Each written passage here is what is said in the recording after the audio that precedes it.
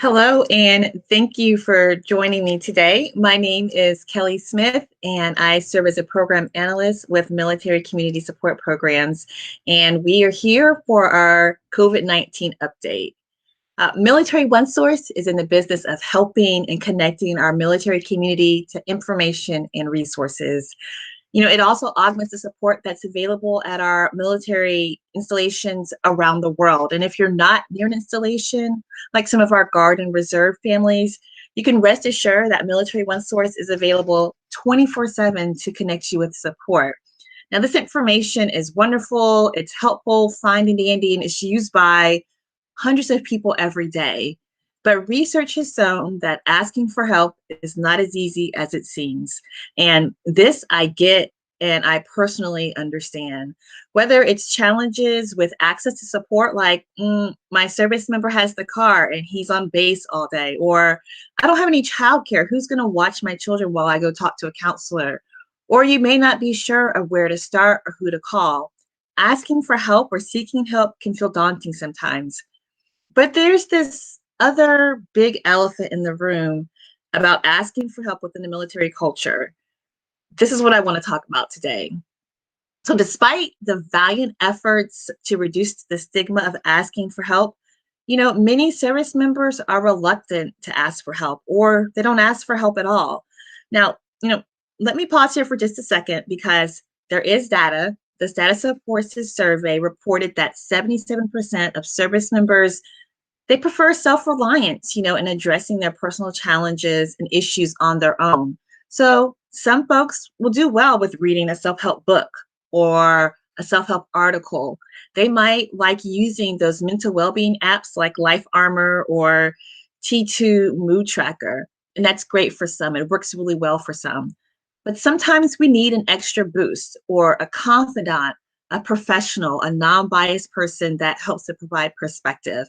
And this is what I hope that you take away from today's update, that seeing a counselor doesn't mean that there's something wrong with you.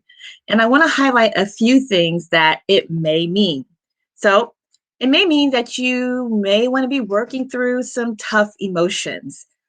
All of us have things that happen in our lives that may stir up, some big emotions, emotions that really cause you to pause, to self-reflect, to question things in your life. And that's perfectly okay. Navigating those emotions can feel overwhelming, but talking to a professional may be what someone needs to help them through. We received feedback from one of our participants that stated, thank you so much. I have been a mess, and it felt good to share my thoughts without judgment. And that's what that person was able to experience in talking with a counselor and asking for help. Seeing a counselor doesn't mean that there's something wrong with you. It means you may be challenging negative thought patterns. So this one is really big for me. It's so me because sometimes we can get stuck in our heads, and I am a big believer that thoughts become things. So talking with a counselor, asking for help can be a possible avenue or way for you to shift those negative thought patterns to positive. Another bit of feedback that we received from a participant is that, my counselor provided insight during the session and most importantly, provided concepts to reflect on and implement during the periods between my sessions. So talking with a counselor may give you that space to acknowledge those negative thinking patterns and then give you some hands-on skills that you can use to change them. Seeing a counselor doesn't mean that there's something wrong with you. It means that you may be learning new techniques. I can't say it.